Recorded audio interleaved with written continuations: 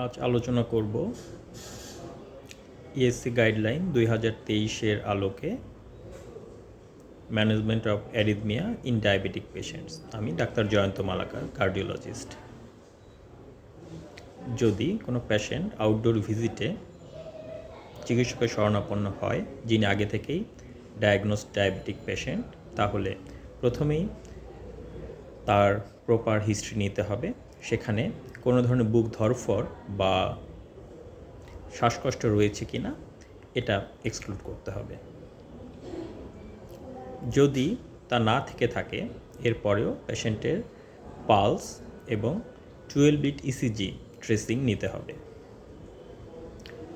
যদি পালস এবং ECG tracing normal হয় কিন্তু পেশেন্টের সিমটমস থেকে থাকে, তবে তাকে পুনরায় পরীক্ষা করার জন্য আরও কিছু অতিরিক্ত ইতিহাস জানতে হবে।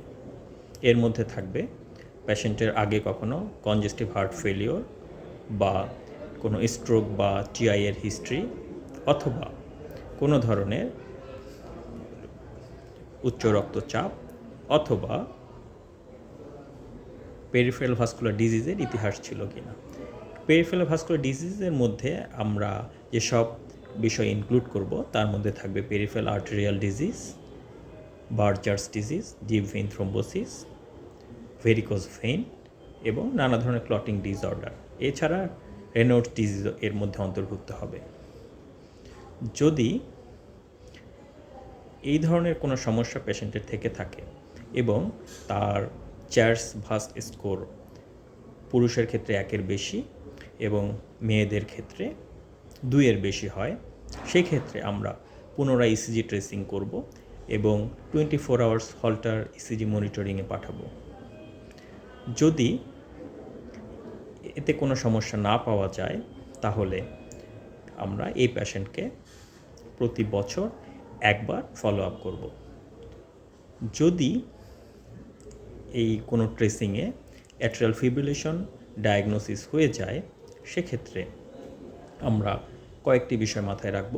প্রথমত, তার স্ট্রোক প্রিভেনশনের জন্য নোভেল ওরাল অ্যান্টিকোয়াগুলেন্টস ব্যবহার করব। এর মধ্যে থাকবে ডেবিগাট্রান, এপিক্সাবান, রিভারক্সাবান আর এন্ডোক্সাবান।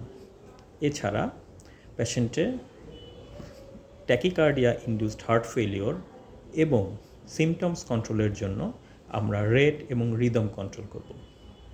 তো সেক্ষেত্রে আমরা রিদম কন্ট্রোলের জন্য কার্ডিওভার্সন করতে পারি, কেমিক্যাল এবং মেকানিক্যাল। এছাড়া রেডিও ফ্রিকোয়েন্সি ক্যাথেটার অ্যাবলাশন এবং প্রয়োজনে আমরা ডিভাইস অর্থাৎ পেসমেকার ইমপ্ল্যান্ট করতে পারি।